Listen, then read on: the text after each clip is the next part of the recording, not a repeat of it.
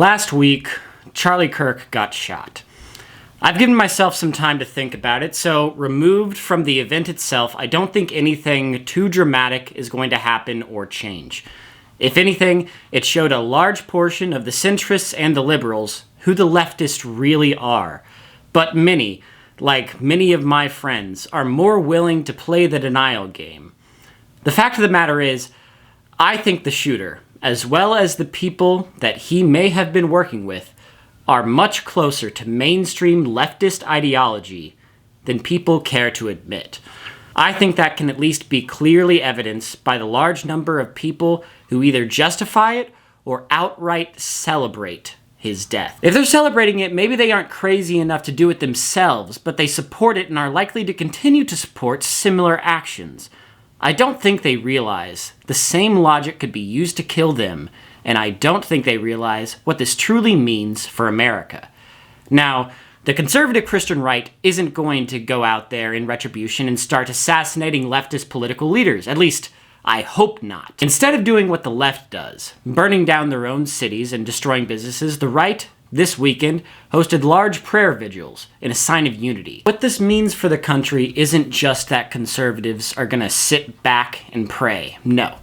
Charlie Kirk was to young conservative men what Martin Luther King Jr. was when he got assassinated. For the people who celebrate his death, who say he couldn't be martyr material, they couldn't be more wrong. People are, instead of rioting in frustration and anger, are sharing things that he said, spreading not only his political beliefs, but most importantly, his religious views. His death has marked a turning point in America, one where we now realize that the beliefs and values that we have are continuously under attack. And if we don't want to lose them, if we don't want to live in a world where we are not allowed to speak our mind, we must push back with every fiber of our being. The shooter created the exact opposite of what he wanted. Now he's created millions of Charlie Kirks for a whole new generation. And they are going to be more outspoken, bold, and courageous in their faith than they have ever been and ever thought that they would be. One thing I've been hearing is that it is a both sides thing, and this is, at least, partially true, but largely incorrect in the way that it's being portrayed. There are extremists on both sides. I think the primary difference is that the right is not controlled by their extremist faction, while the left is. The left, they're in constant competition with each other to be more liberal, more correct, more DEI than the other guy, because to be anything less might get you othered as a racist, transphobe, homophobe, xenophobe, or any other number of phobes and isms that they have used and hurtled at the right in the last 15 years. Just look at J.K. Rowling. She's just about as progressive as they come. She's pro-feminism. She actively takes part in race swapping and inserting gay characters into her projects. But she has one disagreement about men and women's restrooms But she has one disagreement about men and women's spaces through the excuse of transgenderism, and now she's as bad as the other Nazis on the right. People generally won't associate with her, and when they do, they have to condemn her political views. Conversely, conservatism nowadays isn't just the religious right. No, it's a much bigger tent than that. Hell, I think most of the people in the presidential office right now are I think most of the people that surround Trump in his office right now are all disaffected liberals who just banded behind him because their party swung further and further to the left. As recent as Obama's first presidential campaign, the Democrats stood for saying that marriage was between a man and a woman and that immigration should not be unfettered and illegal immigration should be stopped. A Democrat from 20 years ago is a conservative today. But what's important here is that we never see the Republicans supporting the radical right. There are open racists out there. You have to look for them. Trump came along, this former Democrat, standing on policies that Democrats once claimed to support, and suddenly the movement drew towards him. In the past 10 years, Confederate flags have largely been replaced by MAGA ones. The right has been made less extreme, more open to dialogue, and more open to a wide array of differing opinions, and the better for it. it became more appealing to be a conservative. And that's thanks in large part to the rise and proliferance of conservative commentators, trailblazing a new form of new media, as well as the organization Turning Point USA, which likely had a bigger hand in the victory of the last election than people realize. But now I want to talk about the guy who allegedly did this, Tyler Robinson. A lot has been said about this guy, and I think it's important that we know the facts, and I think it's important that we know what his ideology was so that we can try to prevent things like this from happening in the future. By exposing this, we can know where we need to target our efforts in order to best combat the ideology. Unfortunately, I'm not the quickest at getting to this information, so as by the time you're watching this, some of the information may be outdated, but I'll try my best to stick to things that have essentially been confirmed. Tyler Robinson and whoever might have helped him, sure, are crazy, but he is a symptom of a larger issue, one that is mainstream and pushes people into distancing themselves from friends, family, and loved ones because their loyalty to the cause, loyalty to the ideology, and adherence to the cult is more important than anything else. Make no mistake about it. Tyler Robinson is a homegrown, extreme leftist Antifa terrorist. Allegedly. The left can try to say that the bullet casings were homophobic, or his entire family is conservative, so he must be as well, or he wore a Trump costume for Halloween, or they can even, I don't know, edit a shirt so that it looks like he's wearing a Trump shirt, even though we all know that it's photoshopped. But when you actually look at it, there is no denying who this guy was. First of all, he shot Charlie Kirk, and to think that a groyper would shoot Charlie Kirk because he isn't conservative enough is just an insane thing to think. If you don't know, a groyper is essentially just a fan of Nick Fuentes, who himself is alt-right. But it's not like you see Nick going around advocating for violence against other right-wing voices. Honestly, he's been more targeted by himself recently, so it doesn't make a lot of sense for him to advocate for it, especially against the right.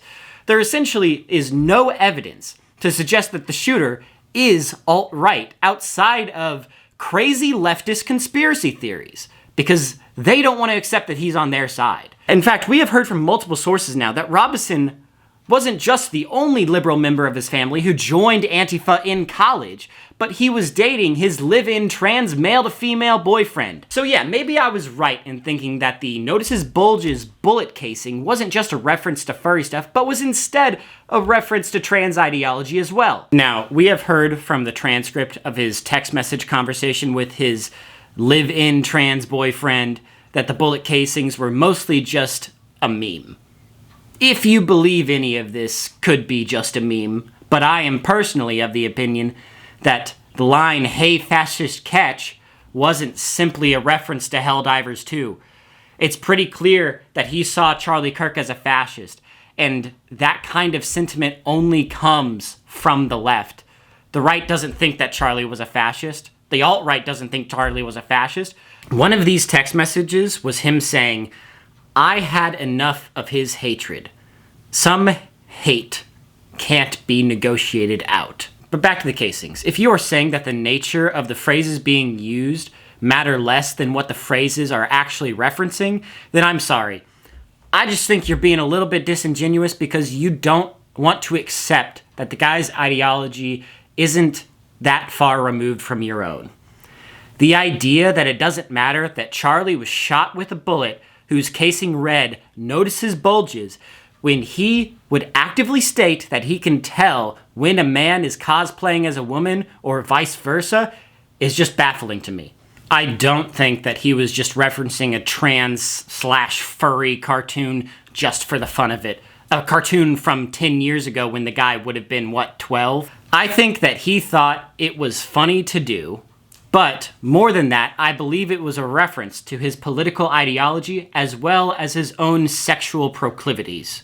I recently had a conversation with someone that I, for a long time, considered to be a friend. We didn't agree on a lot, but we had always had the ability to get along well enough within the group that we were part of. We had this conversation, and this was the day before the shooting, actually, and they essentially told me that they didn't want to interact with me anymore due to what I would vote for, because for them, what I viewed as a political belief wasn't political. To be fair, for me, it's only political because they made it political. For me, it's really more religious. So from his perspective, I'm trying to enforce the law of my religion onto him, even though he doesn't subscribe to those same beliefs.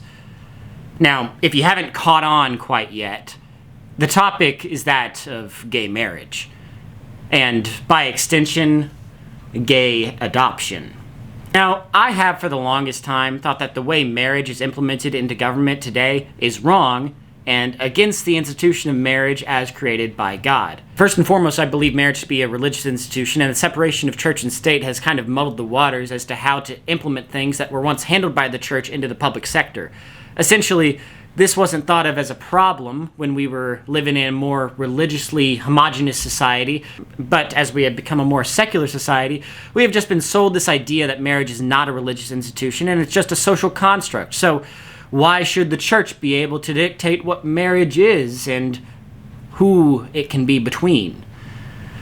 What I want is marriage reform, taking it away from the state and making it into a purely religious institution. In its place, you could have something like civil unions, which could have the same power of a marriage, but you could do it with whomever you wanted to do and for whatever reason you wanted to do it. And that could take whatever form that you would want it to take. I should be able to get a civil union with my roommate so that we can get a tax break, you know? As for marriage, that once again becomes a purely religious affair. That way, I can get married and the government can have absolutely nothing to do with it. With that also means that should your church want to host gay marriages, they can do that, but I don't have to have them in my church, and my church doesn't have to recognize it. Basically a win-win to me. It's a compromise, but it's a win-win. Problem is, no one is pushing for what I want. So, since there are seemingly only two options on the table, those being maintain the current system or vote for people that would overturn the current system, since I fundamentally on a religious basis disagree with the current system, I wouldn't simply vote for the overturn. I would support it. It'd at least be closer to what I want. In terms of adoption, however, I've really gone back and forth on this topic. I mean, on one hand, allowing gay couples to adopt children essentially endorses their marriage and tells them that we think that a homosexual couple is fit to be parents. This would allow for the continued indoctrination of these children into believing that being gay is something that should be considered normal. Outside of that, the statistics show that the best environment for a child to grow up in is with a two-parent, heterosexual, monogamous, religious household. Now, on the other hand, I think that abortion is abhorrent, and I want as many people adopting rather than aborting as possible. So, I guess there are reasons to let them adopt, but yeah, the conclusion that my friend came to was that he didn't want to talk to or interact with me because my views were contrary to the lifestyle that he wanted to live, and he didn't like that I would support politicians that wouldn't make that possible. I find that course of action to be detrimental. As Charlie Kirk said, when people stop talking, that's when you get violence. See, I put myself into a position and have for the past 8 years or so to be surrounded with people that disagree with me so that conversations can happen. And so that not only will they humanize the other side, but so that I could as well. Talking to the other side is what helps prevent people from going to the extremes. When you're talking to people through a screen, while safe in your own echo chamber, you start to forget the people you're talking to are just that, people. Charlie Kirk fought against stuff like that. He always encouraged people to talk without violence. And that's not going to die with Charlie Kirk. That message has only gotten stronger. And I think it's more evident now more than ever. I've always said to people that I disagree with that we can just agree to disagree, but what happens when that turns to hatred?